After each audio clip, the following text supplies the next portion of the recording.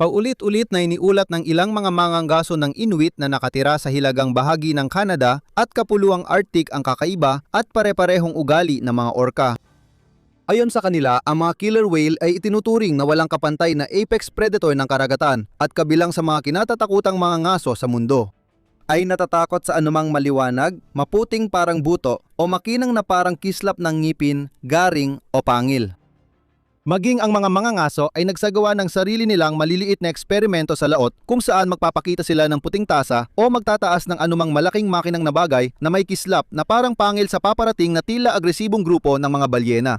At kadalasan, umatras ang mga balyena na para bang nakakita sila ng multo kahit gaano pa karami sila sa grupo.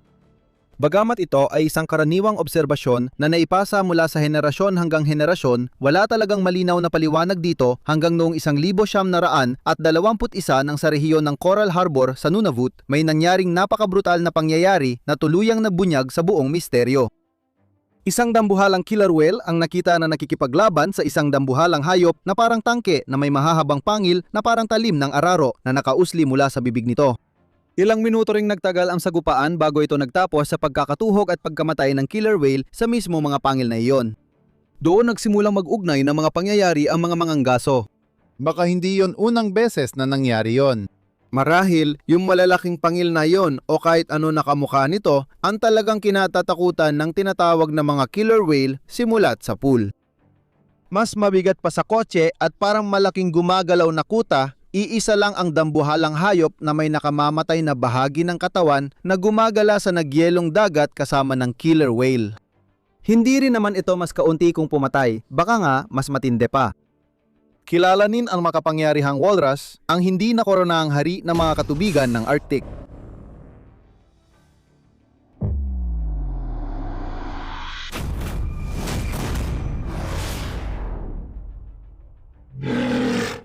Ang video ay mula sa isang zoo sa silangang probinsya ng Shandong, China.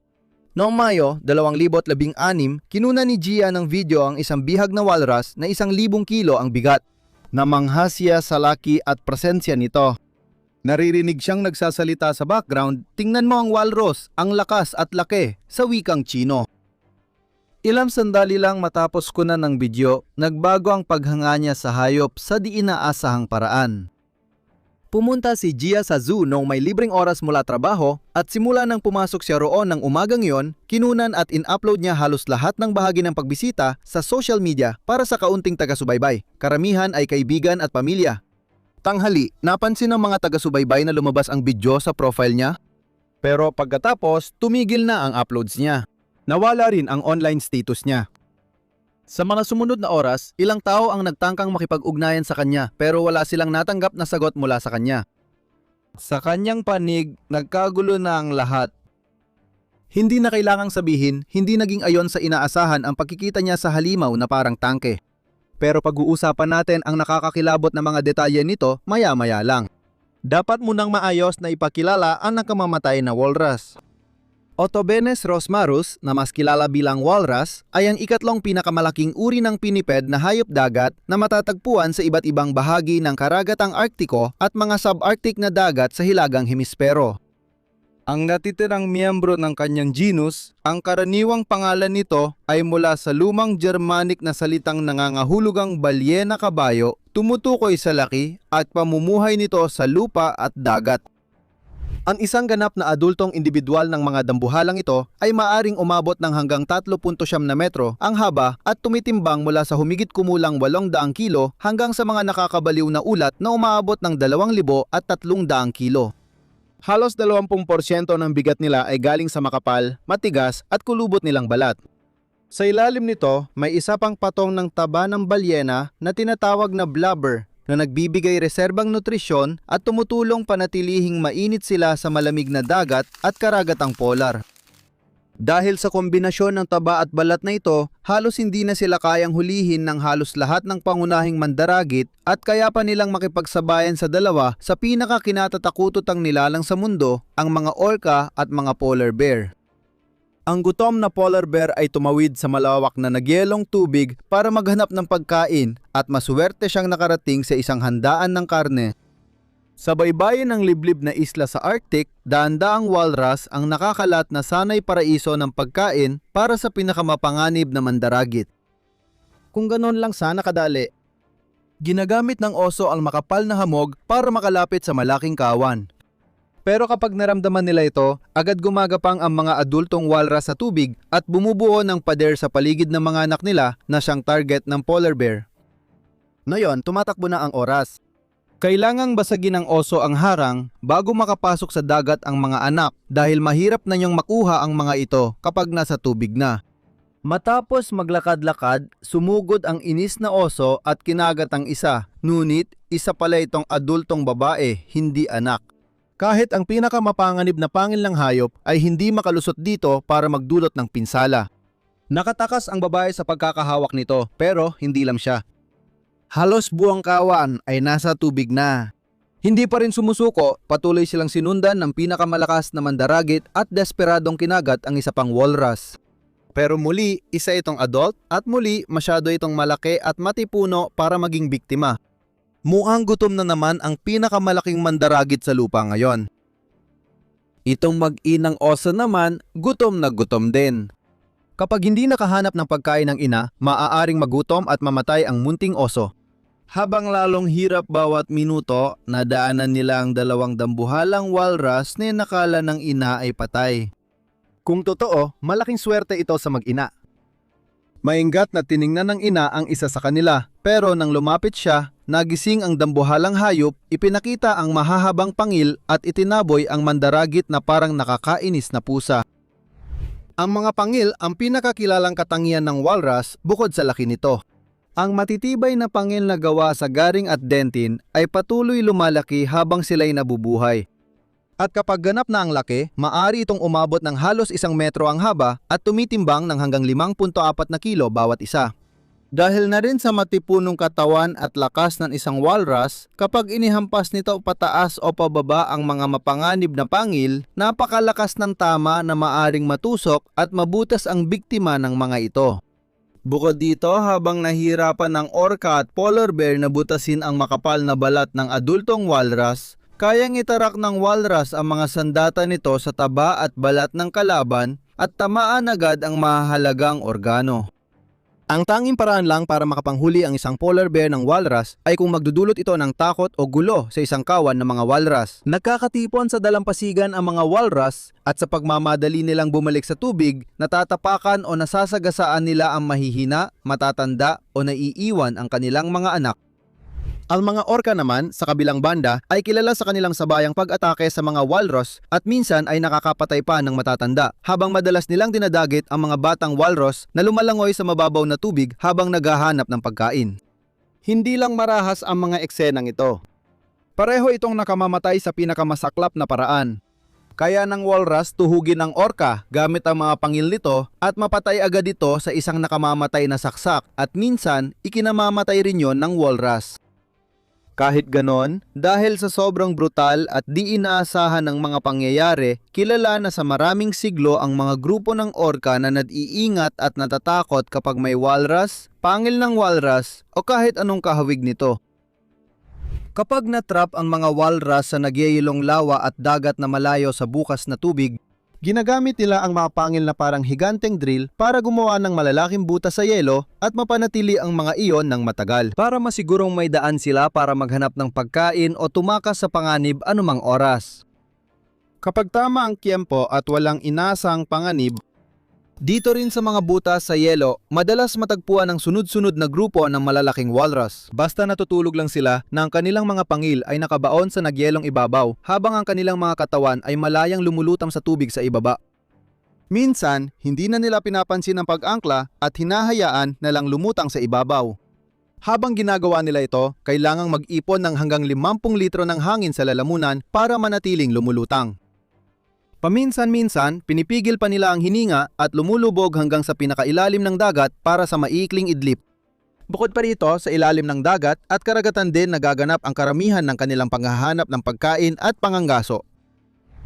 Sumisisid sila ng hanggang 5 metro at kayang tumagal ng 30 minuto nang hindi umaahon. Ang walrus ay bumababa sa mababaw na bahagi ng dagat, malapit sa baybayin o shelf area at naguhukay ng kabibe at shellfish sa ilalim ng dagat. Palibot ng kanilang mga pangil ay may makapal na mga balbas na tinatawag na bigote ng walrus na may humigit kumulang 400 hanggang 700 na napakasensitibong buhok na maaaring umabot na hanggang 30 sentimetro, ang haba at puno ng mga ugat ng dugo at mga hibla ng nerbiyos.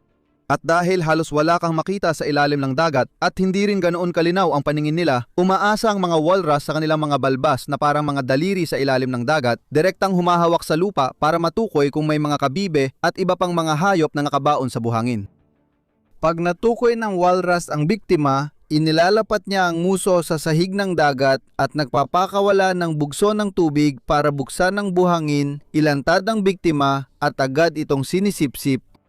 Habang ginagawa ito, nabubuo ang ulap ng buhangin sa paligid dahil sa tuloy-tuloy na pagbuga ng tubig. Dahil sa halos 6,000 kabibe na kinakain nila araw-araw, ang maliit na kolonya ng walrus ay nagdudulot ng malaking kaguluhan sa libu-libong kilometro ng sahig ng dagat at minsan ay umaabot sa higit 30% ng sahig ng dagat kada taon. Gayunpaman, ang kakaiba at minsan nakakatakot nilang panlasa ay hindi lang sa mga kabibe o shellfish.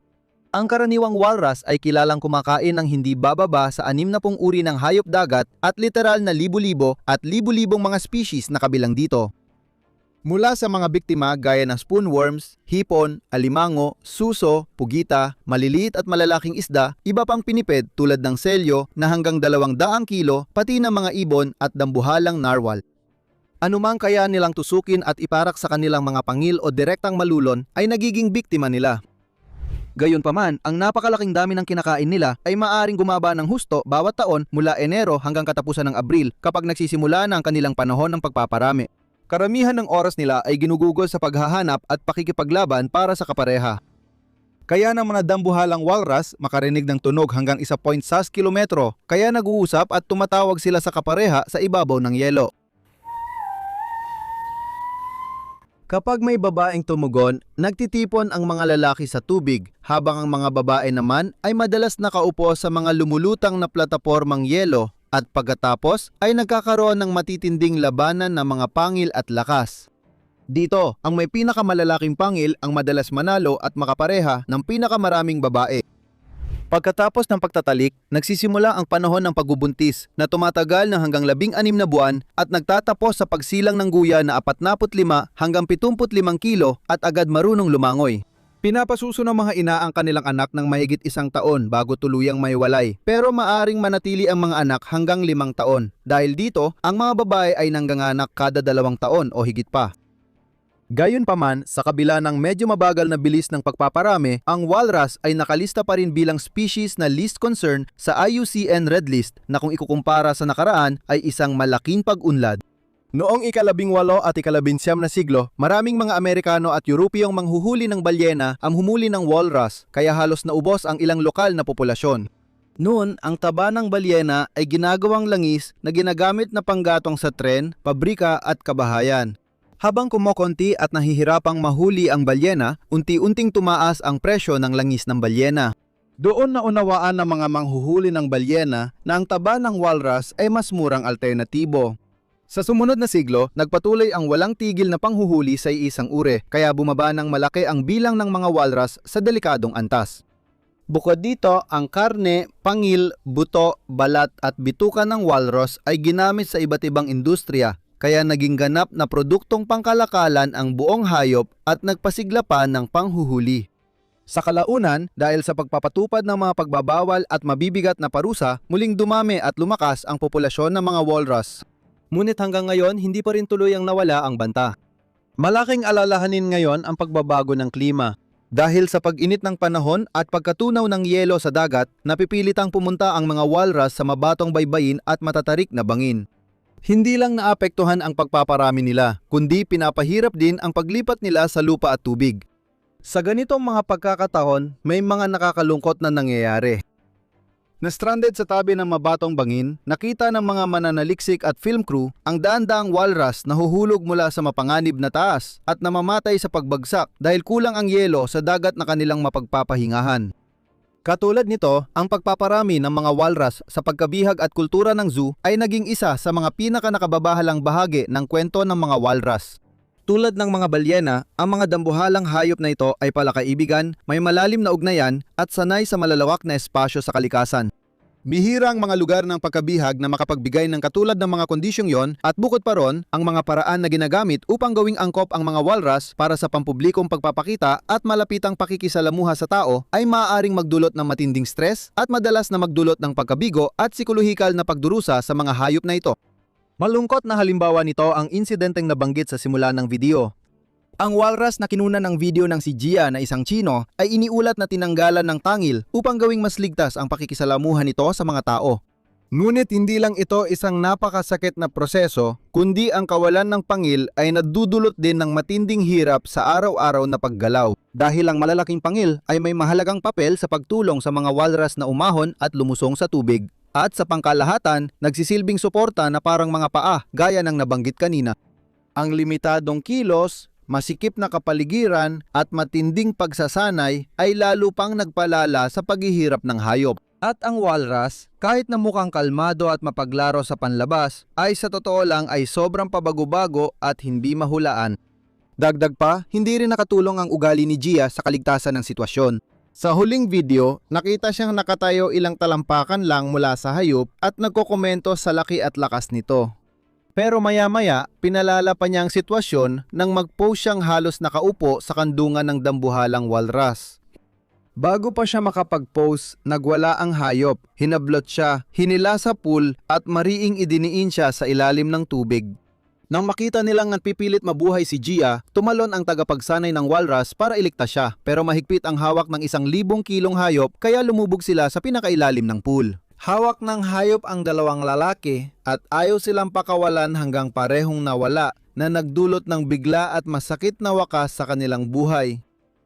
Hindi ko alam kung kanino ako mas naaawa, si Gia, ang tagapagsanay o ang walrus. Bakit nga ba palagi tayo nauuwi sa ganito tuwing ganitong pagkakataon? Lumayo ka na lang, huwag kang makialam sa daraanan ng hayop pare. Hindi naman talaga komplikado, bobo lang ang tao. Alis na ako, kita tayo. Peace. Paalam. Dos vidanya. Iyan ba ang ibig sabihin? Hindi ko alam. Paalam.